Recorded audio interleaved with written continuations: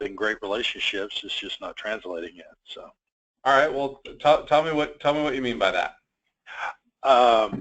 Great meetings, great follow-ups with agents I've never met before and agree Yep. to work together. The deals just aren't coming in, Nope. you know, as quickly as I like. I know it's everyone's challenge right now with inventory and whatnot. It's just Right. it's just not translating to business yet. So right. You know, you bring up a very interesting conversation that I've been having with quite a number of people, but most closest to my heart is my wife.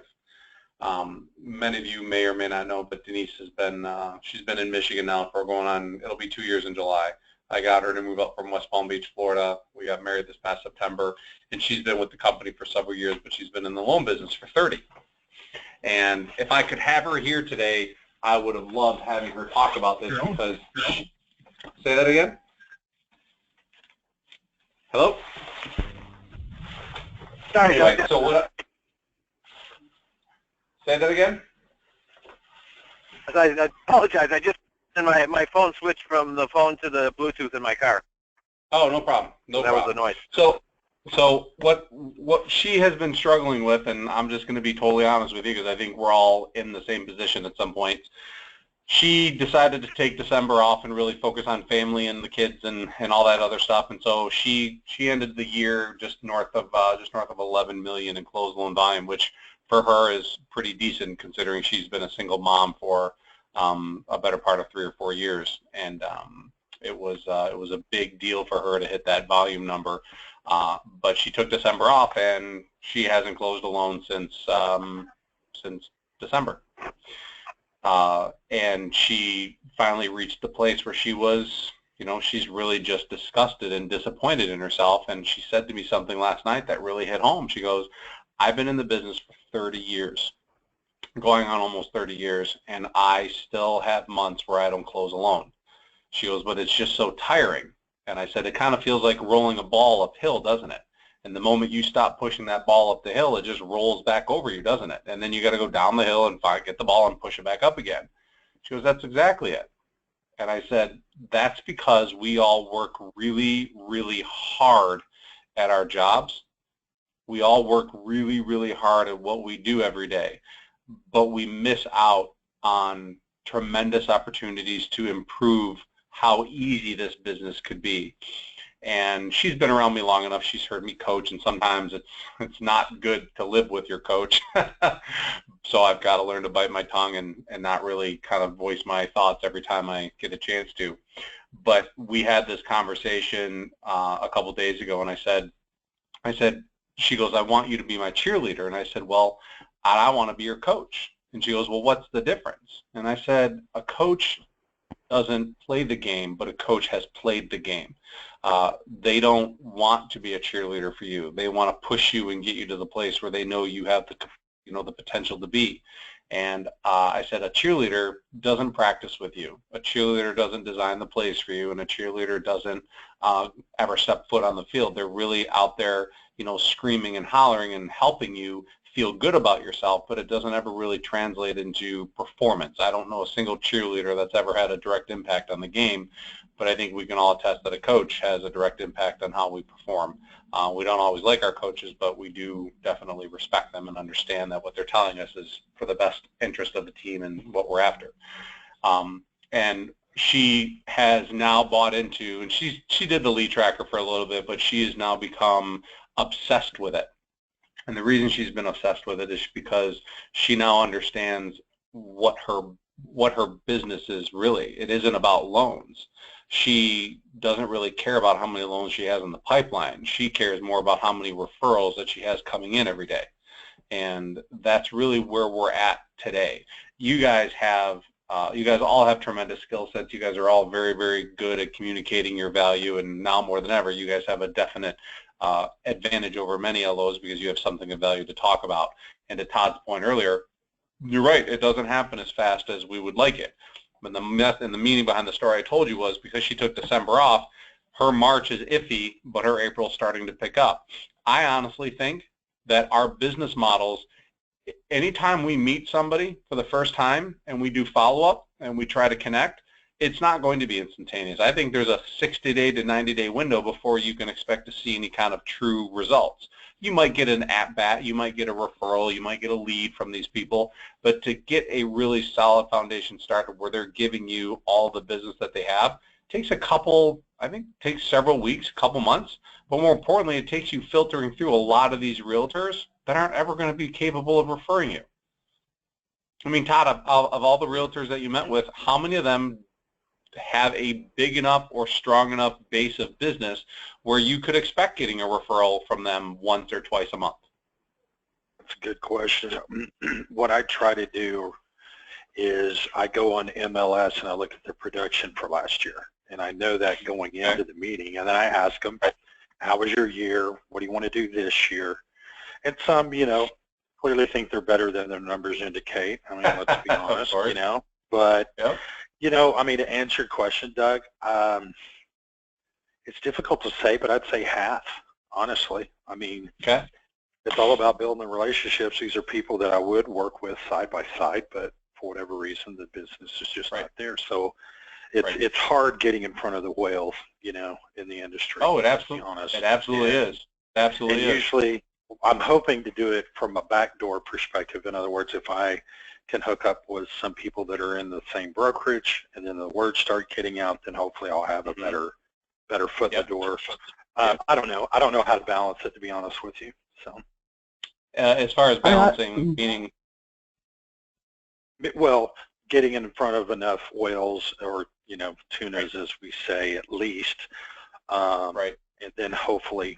Well, I hate to use the word hope. Hope is not a strategy, which is a great book, by the way. It is. So you know what I'm saying. It's just, I'm trying to make it up in quantity versus quality, which is the hard part. Well, I'm going to disagree with you there. I think every single one of us needs to go out there and date. You know, I think about how many times we've all been in relationships and who we ended up marrying or in a committed relationship with. I know that in my lifetime, I dated many, many people. I had relationships that worked, I had relationships that didn't work, but eventually they all came and went, and I finally got remarried. The truth is that I think it's the same with every agent. I don't think we know exactly the kind of agent we want to work with until we start working with them or we meet enough of them.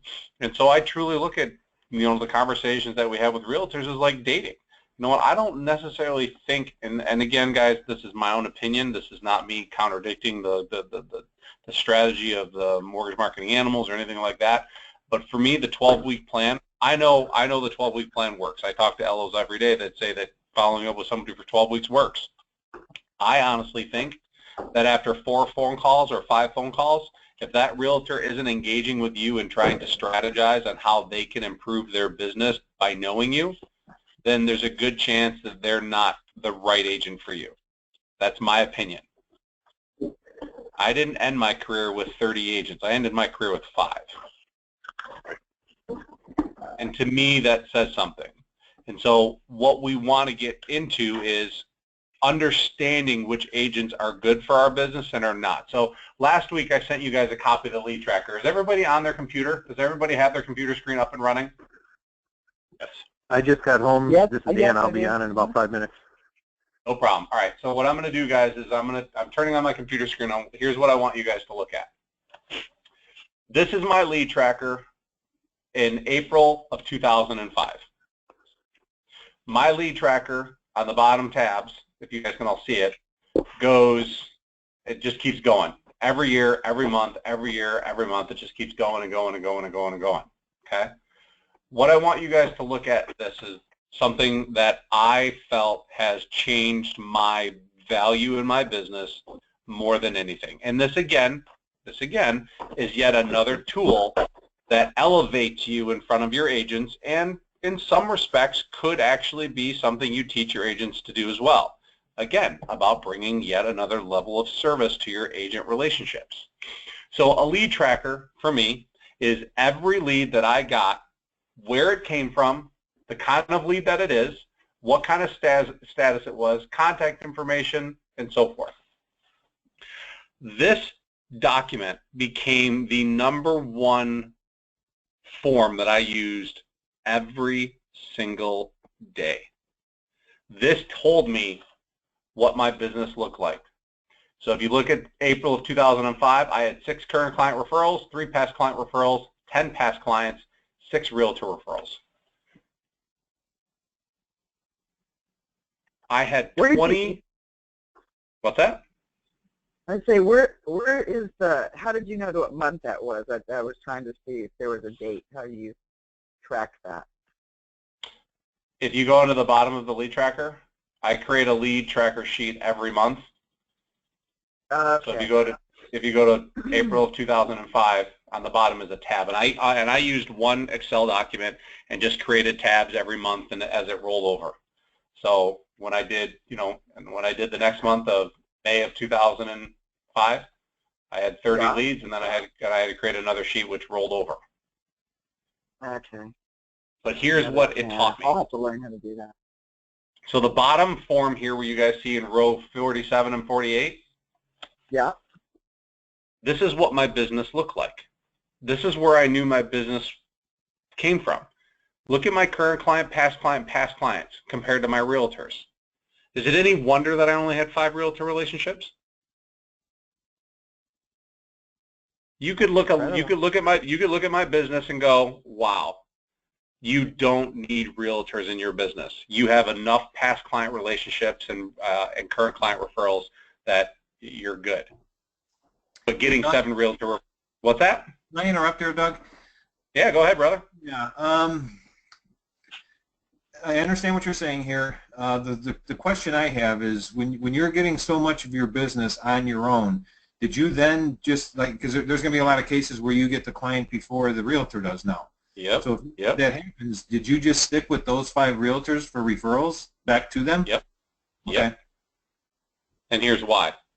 It goes back to the triangle of trust. It goes back to being a partner.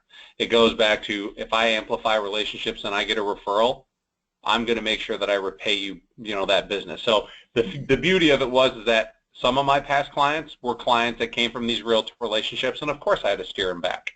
But a number of my client relationships came from past clients that either the realtor wasn't in the business anymore or only did 1 transaction, or they frankly said, I don't want to work with that realtor, which was great for me. I've got a client Denise has a client working with them right now. It's Bill and Heather Berner. They came from a gentleman 10 years ago. They bought a home. They refinanced through me. They bought another home through me, used another realtor, and now they're buying yet another home. And they came to me and said, we need a realtor referral because the realtors we've worked in the past we don't like, as you know. And I said, great, I'd like to refer you to one of my agents. Can I ask you something else about that? Because I just got out of a realtor meeting, and it was the first time meeting with the guy, and this conversation came up that he got pissed off because he found out that one of the clients that he had referred to a loan officer, they did a deal, and then two or 3 years later, that client bought again, came back to the loan officer, and he took him to another realtor. Yep. So that loan officer's done in his mind. So when that happens, I don't, in my mind, I would think you call the realtor and tell them that conversation's happening before you do it. So this goes back to why I believe my philosophy works so well. When you sit in front of an agent for the first time and tell them that you believe in amplifying their relationship and you believe that you're really good at cultivating referrals, and that when that happens, that means that our businesses grow, I always honored the realtor relationship if it came from that agent. Meaning that if the client calls me up, I had the data available. I would go, are you working with so-and-so? And they're like, you know what, no, we haven't talked to them in a while. And I said, listen, I think you should go back to that agent and use them, blah, blah, blah. Sometimes they're like, you know what, Doug, we didn't really like them. If you have somebody else we could use, even better. Or the client would call me up and say, we're looking to buy a home. We have a friend that's a realtor. And I would tell them no. I would tell them that there's no way in God's green earth I'm going to work with an agent that I don't know. And I would go into why. It would be because I don't know if they're full-time or part-time or what their experience is. And then I would go into, do you guys remember the hell that you went through when you bought the home the last time, some of the challenges? Well, they've gotten worse. And I want to work with a realtor that understands the business. I want a team. I want to be able to give you the best possible experience. And if they still insisted, I would let them work with that agent. But I would always do my best to steer them to the agents that I had a relationship with. So in 2012, when I ended my career, I passed out 25 referrals to my 5 realtors, and that didn't include any listings that they had. So let me ask you something. When you partner with a realtor and you really want them to look, you really want to look good working with them, I was very selective with the agents that I chose to refer. Sometimes I didn't have a choice, but I always did my best to challenge their belief that the agent that they knew was the best agent. And most of the time, they folded. They folded because they didn't really have a value system, because most realtors don't. And the beauty of what we're trying to work with right here is the lead tracker then puts everything that you have coming into your business on paper so that you can analyze it and know exactly where you stand. There's a loan officer that I'm working with individually who wants to close 10 loans a month. And I said, that's awesome. Let's spend a couple months coaching, and I put him on the lead tracker. My belief is that if you want to close 10 loans a month, you're going to need to target at least 30 referrals a month. I believe there's a 30% conversion ratio on any given month. It's probably higher, a little bit lower in months a month, but on average, it's about a 30% conversion ratio. 30 to 35% is probably where most of us are at. Contrary to what you guys might think, once you start tracking your numbers, you'll be amazed at how accurate this is. And a referral that goes on this sheet has to have all 5 of these things listed, or all 6. It has to be the client's name, the source of business, what they are, so you have to have talked to them. It's not a lead, it's a referral, and it has to be a phone number and contact information and the source in which they came from. That's who goes on here. So you could be talking to somebody at the supermarket, get their name, phone number, tell them what you do, talk to them about what you do, and they go on your lead tracker. Anybody that you talk to about what you do and can get their contact information goes on here. That's a referral. That's a potential client. What you'll find is, and what this just... Go ahead, Suzanne. I'm sorry, I was going to say, is there a way to add conversation notes without messing up the... No. Okay. No, this really is this document is really truly designed to tell you exactly what you were busy doing or productive doing. So to the case in point, this other loan officer, he's generated 7 referrals for the month. 7. 2 of them are dead deals, which is what the X stands for. 2 of them were leads. Yep, dead deals. 2 of them were meetings set, so nothing's happened yet, and the others were actually meetings that he set. I said, you might not have 30 referrals, but you've got a really strong conversion ratio. When you're only working with 7 or 8 buyers or potential leads, you can invest a lot of time in them. The point was that he understands that 7 referrals a month is not going to help him get to his numbers. He understands what his activity level was for the better part of the month of February. He wasn't getting enough referrals. He wasn't talking to enough people. He wasn't having the conversation that they know he needed to have. What this form does is it takes away all of the excuses, all of the smoke and mirrors, and it really puts to paper what your day looks like. I have a hard time with people who want to go in and say they want to close 10 loans a month, but don't have the capacity to generate anything but a couple referrals and expect every referral to turn into a closable deal. It doesn't work that way. You have fallout, you have rollover, you have to build a consistent business. You have to build a business that doesn't have the ebbs and flows. You need a business that has a great pipeline, that you have a number of, pre-approved buyers in a drawer out there actively looking, that you can, that you can leverage for future business, and then you got your active pipeline and you got the leads coming in. The reality is that this takes it to a whole nother level. If you want to be a professional, if you really want to track your business and really want to know what you're doing every day, the lead tracker is the only document that I've found that is simple, it is easy to use, and you can open it up on your desktop and look at it in 30 seconds and know exactly where you're at. That's it. You're getting paid to originate relationships, not close loans. You originate enough relationships, you'll make a ton of money. That's obvious. But we're so focused on loans that we don't care about originating relationships once we have a couple loans in the hopper.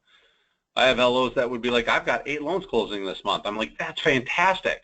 How many leads you got for next month? What does your next month look like? He goes, ugh, I got nothing. I go, it's because you're consumed by chasing all the details of the loans, right? So he began to step back and go, all right, I can proudly tell you that this gentleman, his name is Ryan, he's been with me for over 1.5 years. He now hit his 30 referral mark yesterday, he sent me a text. 50% of it came from his past clients, and 50% of it came from his realtor group. When I met with him and started coaching with him, he was getting an average of 10 to 12 referrals a month, and they were all coming from realtors. Do you think he's happy where his business is at today? Oh yeah. Without any question, because he knows that he's diversified. He knows that he has past clients calling him, and he knows that he's starting to develop value with people that he can start helping out the agents he wants to work with. So today's call isn't really about approaching realtors and teaching them about the lead tracker. The call today really is about getting you guys to understand that this document literally will change the way your mindset looks at your business every day. If you open up your computer and this is the first document you look at before you do anything else, and you only have 3 referrals in for the month, what does that tell you about your business for the month of February? You're lagging. No, you're not lagging. You're not existent. You're non-existent. That means for almost 90% of the month, you were not doing what you got paid to do. You were busy. You were out there talking to people, but you were not creating relationships that turn into referrals. I can't stress that enough. If your goal every day is to open up your business and close it when you get 1 referral, that's 20 referrals a month if you only count business days. That's pretty darn good. Most of the LOs that I coach don't get 20 referrals a day or 20 referrals a month. But when you track your business, I believe you get more of what you want. When you know exactly what you're doing and what the results are, there's no way that you could ever tell somebody that you're going to do this when, when what your efforts don't match it. So my challenge to you guys is this. I mean, each of you guys has a number in your head of how many units a month you want to close. This is a 90-day experiment. It's not an experiment for me. I know it'll work, but for you guys, you're going to have to trust me. But for the next 90 days, you have to track every name, every number, every phone call, every source of business, and put it on this lead sheet and tell me what kind of referral it was. And then after 90 days, we go back, and I'm literally going to blow your minds. It will be between 30 and 35% conversion ratio. And now not only do you have a pulse of what your business looks like every day, but now you can go back to it from the beginning, and you can mine that list of people that are on that list that never converted. This document provides so much value beyond just the names that are on here. It gives you a place that you can easily go back to, and if you wanted to, you don't have any business coming in, go back and find every one of these circles that didn't convert and see if you can convert them or get them to say no or whatever. Can anybody see how this might work or help them change the way that they do their business? Oh, absolutely. My wheels are already turning from what I've done and what I'm going to do. What about you, Tim? Todd? Yes, absolutely. It's going to be inspiring, too. Well, it's also going to be a reality check that sometimes we get frustrated at because we spin our wheels. And to Todd's point, you're making all these efforts, you're doing all this stuff, but then you have to ask yourself, was I busy or productive? And productive means, did I plant a seed? Did I invest the time necessary? Did I get the call to action in place? Did I invoke enough information that provides me with a chance to get a thank you or wow, and did I ask them for help? You can go on to 30 realtor appointments in a month and not get a single referral and be disappointed and frustrated that it doesn't turn into anything. Yeah. And I would tell you that you're working through your process, but you're still not asking the right way or connecting the right way. Otherwise, you'd be getting referrals. How do you find out your error of how you could connect better opposed to the relationships you're building? I mean, because I have like 10 realtors I've known for a while, and I'm building it, and they're sending me things, and like you said, some of them work, some of them don't, but I really am trying to get more engaged with them as far as things they're doing, because I know they're not all coming to me, so I'm just trying to figure out, they still have that free referral concept, some of them. Say that again, Suzanne? I said some of my realtors still have that mentality about the 3 referrals, and I have a lot. I have probably Right. 3 of them are at Berkshire Hathaway, and they just hound Yeah. me in for them to use Yeah. the in-house. I used to be their in-house lender. That's how I have the relationships. But I just wish that there's something that I knew, could put my finger on it, what it is that I could do to get more activity, even from what I am getting. Well, I will tell you that first and foremost, there are a lot of realtors that are not going to be good fits for you. You can continue to chase the ones that you think are, but the truth is that they may never be. 5 weeks into conversations with them, if they have yet to refer you, then they don't see your value or they don't have enough business. Either way, it's not a good fit for you. There's way too many realtors in the market that you're in, Suzanne, or anybody for this matter that is on this call. There is no way that you guys should feel beholden to these agents because you called them and didn't get a referral from them. What you should be telling yourself is the reason I didn't get a referral is either A, they didn't like me, B, they don't have any business, or C, they don't understand my business philosophy. So then pick up the phone and call them and go, listen, which one of these 3 fits for the category that I'm in? Do you feel comfortable referring me to the people that you do business with? And if you do feel comfortable, have you had any opportunities? You can always call them out because you are the prize. Don't chase these guys longer than you need to. There's way too many realtors out there that will buy into your business model and the way that you guys operate and the way you guys treat them. And the ones that don't, let them go.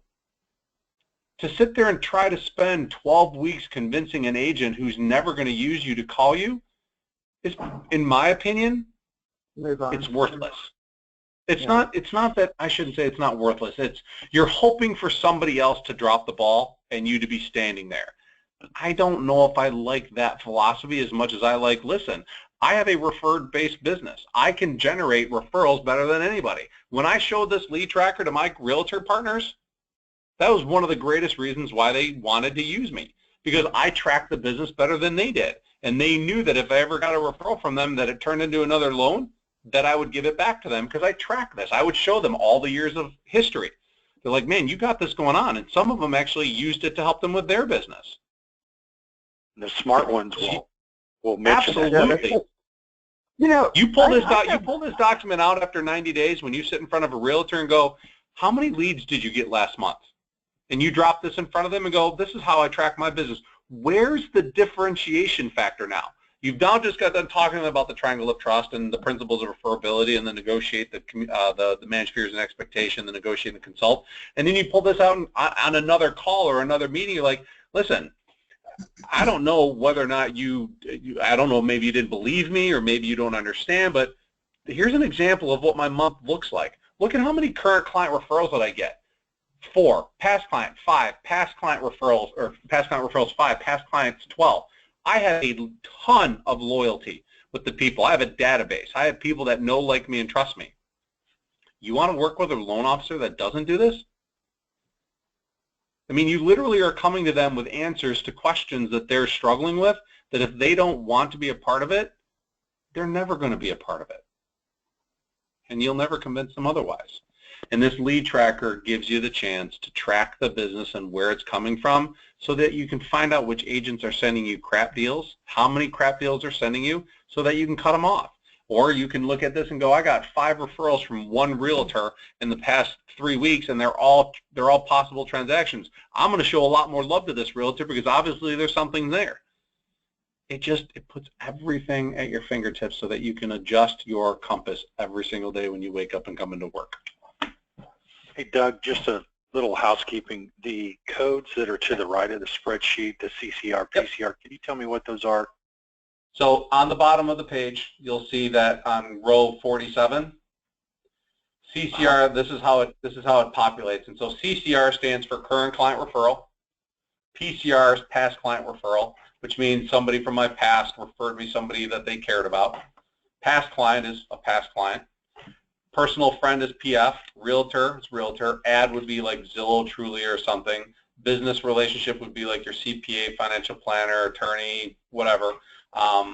Affiliated relationship was, I just categorized that under business. And then builder if you had one. Okay. And so what you then begin to do is you start looking at, oh my gosh, Look at all the people. Chuck Applique, let's see, Ann Chambers, Charlene Lucas, Jason Sprague. You know, it's funny because Jason's he's a loan officer at our company here. He used to work with me at my other company, and he used to be a realtor that referred me business, which was kind of fun, or business that he couldn't do. Tim Shelton, a financial planner. Terry Butler, Chuck Appligian. I mean, 2 Chuck Appligians. So that month, I got a ton of business from Chuck. I got I had only 2 referral relationships from Chuck Appligian. So that month, I made sure I reached out to Chuck and said, man, thank you so much, and I connected with him. My past clients, I could always tell who was sending me business. It just gives you an analytic view of what it's like. If you're a baseball player, I know what pitches I hit well, and I know what pitches I don't hit well. So I didn't waste my time. I didn't waste my time chasing Trulia leads or Zillow leads. I didn't even bother paying anybody for that stuff. I never did, because I knew where my business was strong. If I was looking for more business, if you guys looked at this sheet, where do you think I would go to if I wanted to get more business for the next month? Ask Back to clients. that. I called my past clients. And you know what's funny? That's what I did. I always called my past clients because I enjoyed talking to them, and I found that it was an easier connection for me. Most of you guys may or may not. How do you put those Say that again? designations in column A? How do you put the designations in column A? How do you say that again? Like you've got your target, that means it's a closed deal, right?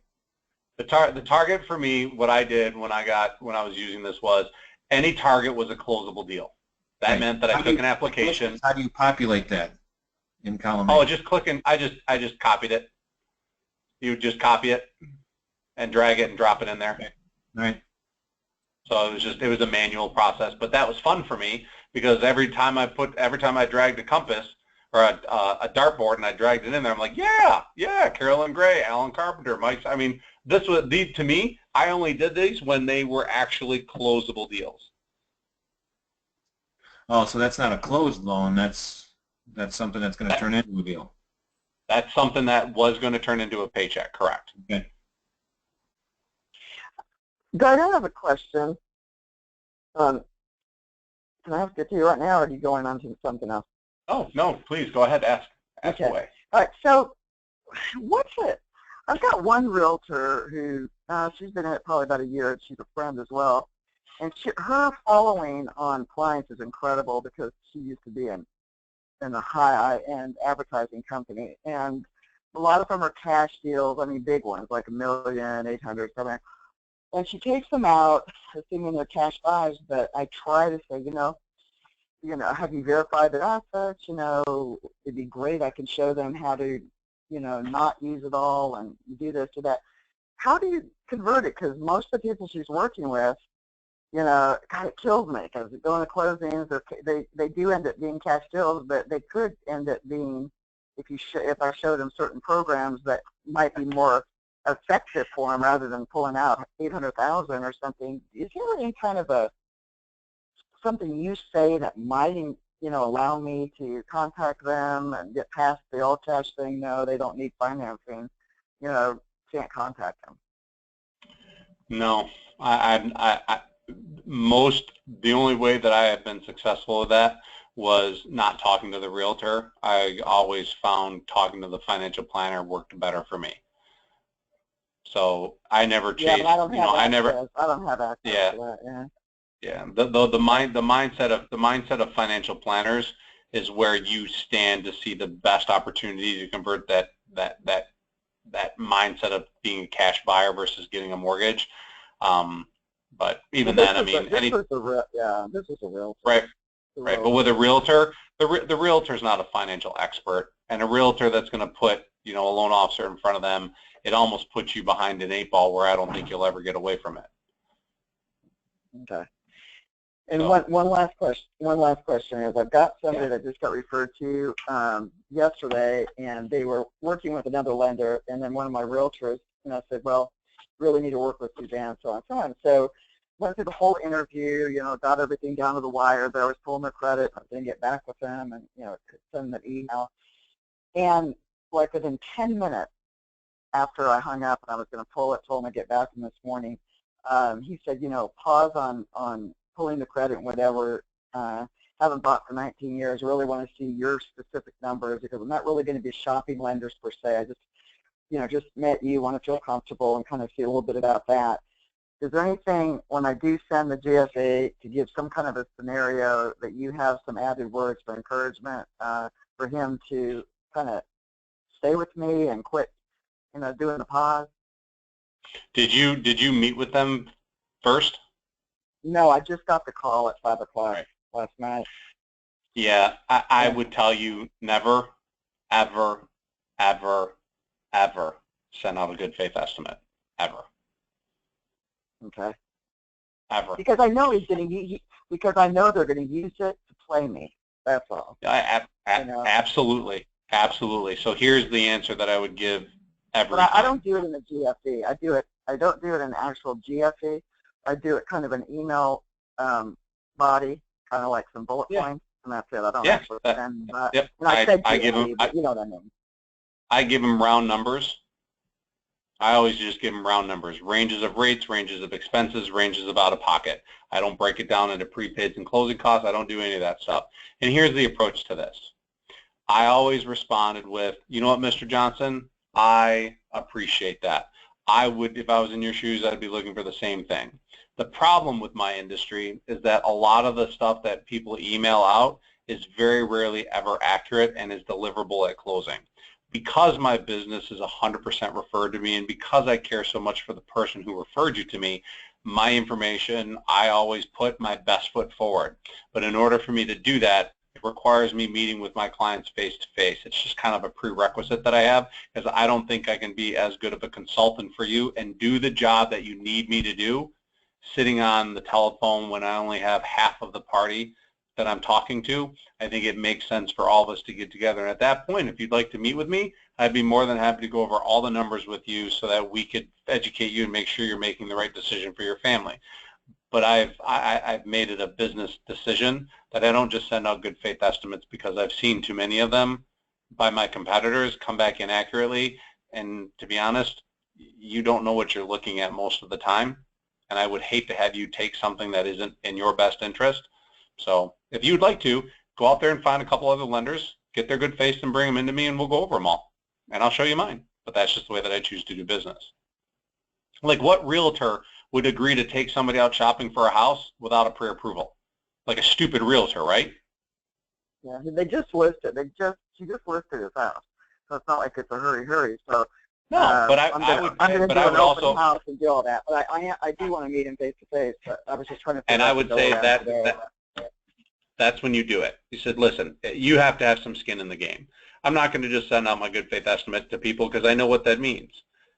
I just won't. I'll give you the analysis, and then sometimes I would go, well, all right, well that brings up a great question. So what you want to know is, what my numbers look like. So why don't you tell me a little bit more about what you're after? You know what? How much money do you want to put into this house? Like how much money do you expect to get? And I get into the consulting part of it. So you're going to have about $30,000 net proceeds from the sale of your house, or is that gross proceeds? And then what about transfer tax? But you start you start educating them, and then they quickly realize that there's way more to this conversation than they could ever possibly get on a document. And the point is that you drive home the point that your professional skills require them to meet with you face-to-face, much the same way a doctor operates. They would never prescribe something over the telephone. That's good. I like that. No way a doctor is going to give you diagnosis over the telephone. They're going to make you come in and do an exam. And it's the same way for me. This is the largest investment of your life, or if not one of, if not the most. I don't take it lightly. Yeah, my industry, have about 19 years. You can imagine the difference. They're not prepared. They don't know what they don't know. And so they're using the market that everybody sees to define whether or not you're good at your job. And I think that's a bad call. I would tell you, never, ever, ever send out a good faith estimate to anybody. The moment you do that, you've now just convinced them that you're just like everybody else and you're a commodity. I had a similar conversation. I had a guy open the conversation. It was a referral from a realtor. And his first things are, what are your rates? And my answer back to him was, what do you want them to be? And he says, I don't like that answer. And I was like, well, it's kind of a loaded question, and here's why. You know, I don't know anything about you. And he's like, well, just give me your best rate. And I said, honestly, the best thing for you to do is to check bankrate.com. And there was silence, and he said, why would you say that? I was like, because if you're just looking for rates, you can go shop that on your own. I was like, but when you want to interpret those rates, I'm happy to help you because there's things you need to know. And I just put it back on him. I'm not going to play that game. And I called the realtor and said, he's a rate shopper. You know, I told him how I do things. It's up to him at this point. I appreciate the referral, but I'm not confident he's going to do anything. You can start teaching the class, brother. I don't have anything else to share with you. Seriously, it pisses me off when they start with that. It really does. It just, that was awesome. I said, I can give you 0% if you put 100% down. I mean, we can have this conversation all day long. I'll take it anywhere you want to go. You know, I mean, it's silly. It's silly. But you know what? But that's the point. That's the point. The consumer is so naive, they don't know what they don't know. And so when they ask you those questions, that's the perfect response. Put it back on their plate, give them the answer that they're asking. Go on to Bankrate, go on to bankrate.com. If you're searching for interest rates, go for it. I cannot give you the answer because I don't know all the details. And if you think buying a home is all about interest rates, I would tell you to go Google all the reviews from those internet companies that are out there that provide great interest rates and see what the process looks like from a customer's point of view. And you know what happens? They begin to realize there is so much drama that they're not even prepared for. And the moment you sit down with them and tell them about the triangle of trust and show them the 100 things that could go wrong, they start to change their mindset, or they start to use you against your own information, which that happens. That's what you got to be prepared for. But I'm not going to deviate. Right. That's what sending out that good faith estimate does. I think it really hinders your ability because the next question he asked me is, what are your closing costs? And I said, we don't charge closing costs. We have an application fee, and it's $1,725. That's all we charge. He goes, come on. I was like, I'm telling you, we don't charge closing costs. Right. And so he's thinking in his mind, well, what does that mean? I was like, really? Go out and search your rates, figure out what you're doing, and if you want to have a real conversation, I'm here for you. I'm all in. Right. But I don't have time for it.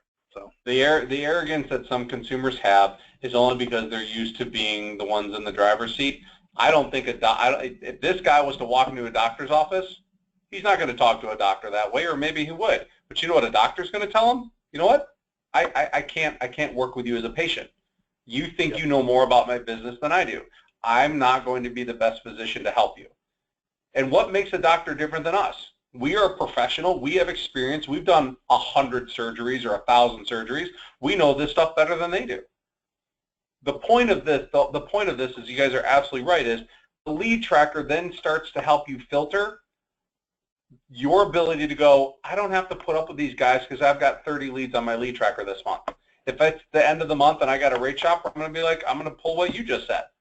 But if I only have 2 referrals in this month, I'm going to change my approach to it a little bit. And I'm going to be a little bit more attentive and try to convince him to use me. But again, it goes back to this lead tracker gives you the pulse of exactly what your business looks like every single day that you open it up. And I would say that you should have this open up on your desktop, the first thing that you do, and it's the last thing that you close every day. Because if you want to see how productive you are or how good you are at communicating to people, imagine if you got 15 referrals and not a single one of them wanted to use you. I can help you figure that out. You said, Suzanne, earlier, how do you know what your errors are? Well, look at how many referrals you're getting in your conversion ratio. Let's look at where the sources of business is coming from. Let's look at what you say to them and how many of them are actually translating into closable deals. I can work with those areas because I know what your challenges are. But right now, I've given you the fundamentals of what to say, when to say it, how to say it. Now it's the application of it, and now let me start tweaking your swings. Yep. That make sense, guys? Yep. Yes, sir. Awesome.